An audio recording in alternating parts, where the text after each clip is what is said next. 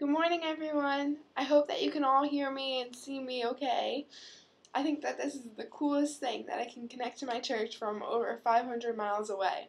It just shows you that this is just another amazing thing on our path to righteousness.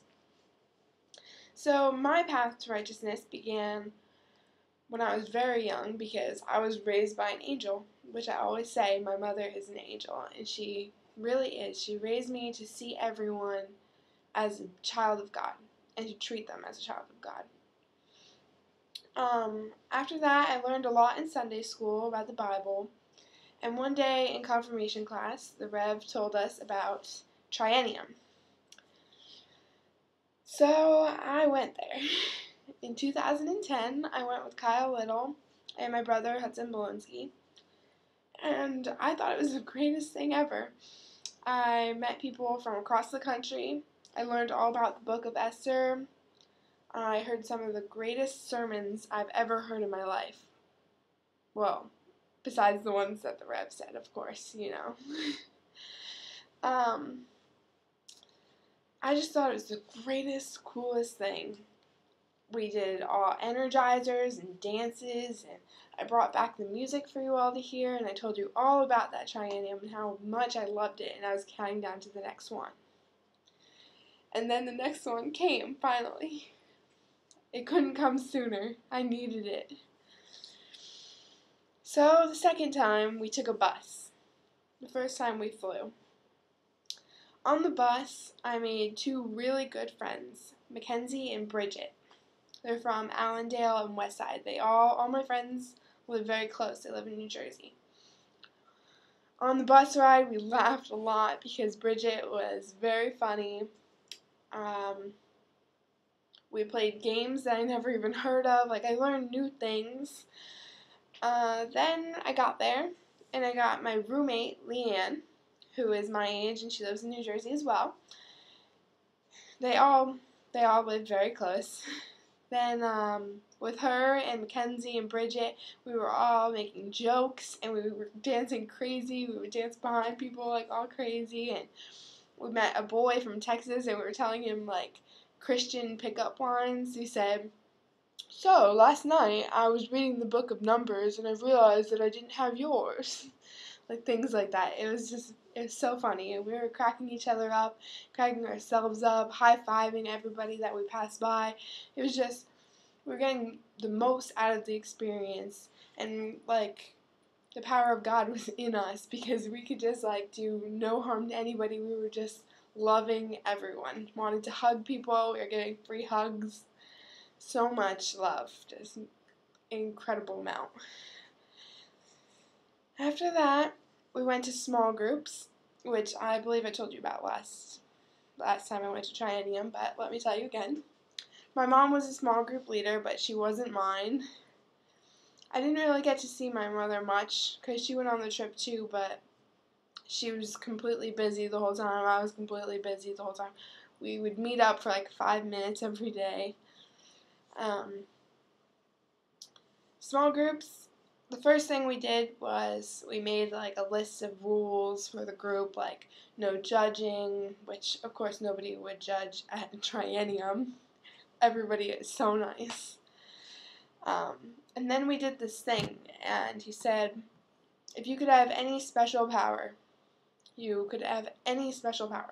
what would it be? And we all wrote it on the board. You wouldn't know who wrote each thing because we were all doing it at the same time. And then he would ask us why.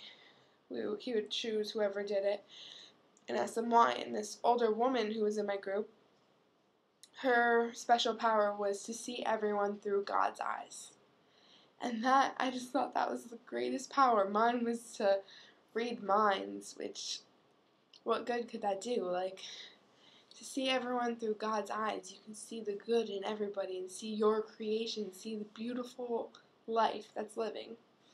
I think that's just very incredible. If I was reading minds, I would know that someone had to go to the bathroom or something crazy like that. That was something that really stuck out. Then in small group, we learned from the theme, I am, who God is, which was also incredible. because last Triennium I learned all about Esther. This Triennium I learned about all different parts of the Bible. Because who I am and who God is throughout the entire Bible, which is incredible. Like, you wouldn't think that.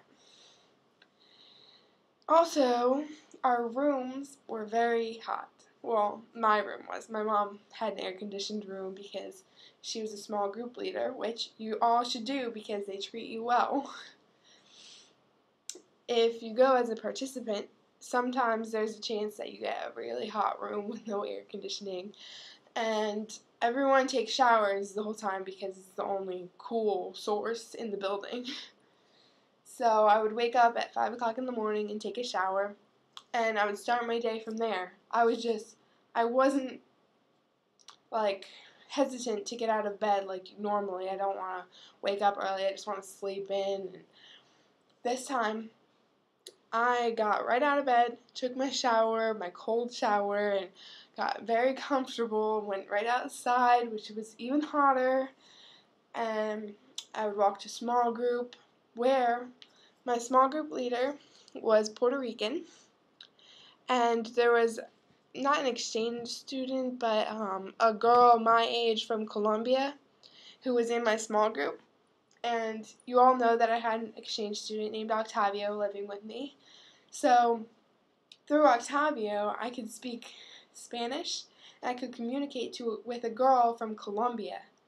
Last Triennium, I was freaking out because I met people from across the country. This time I was meeting someone from Colombia that had the same faith that I do. It was just incredible to learn all about her and her religion, how they practice it in Colombia. I learned so much, and she didn't speak any English, so we were talking like broken Spanglish craziness, but she was one of my best friends there as well.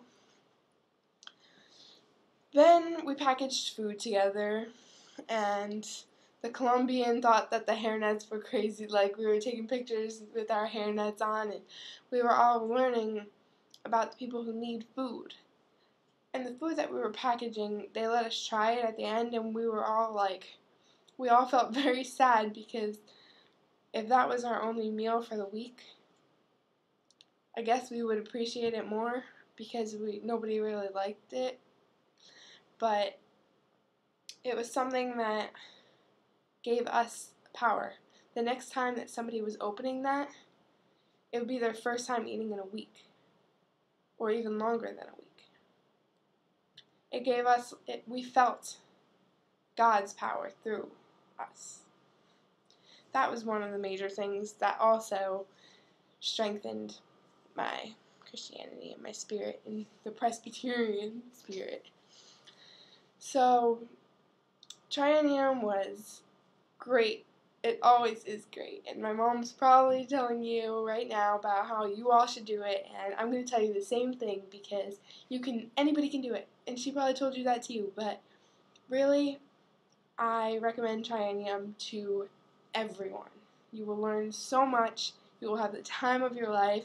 You will make great friends. You'll meet people that you know nothing about from where they're from. It's just mind-blowing. I think that Triennium gave me the power to see people through God's eyes, which I thought was the coolest power. So, yeah, I'm still walking on that path to righteousness, but Triennium made me see the direction that I'm going. On the bus ride back from Triennium, our bus had a lot of issues. First, it broke down about 10 minutes into the trip, maybe less. Then they found out that the parts they needed, they couldn't get in time.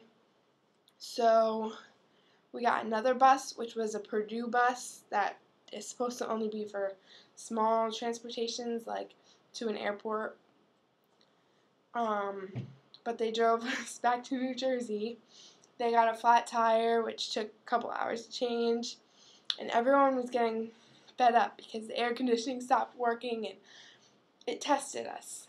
It was like God saying, take what you learned at Triennium and use it now.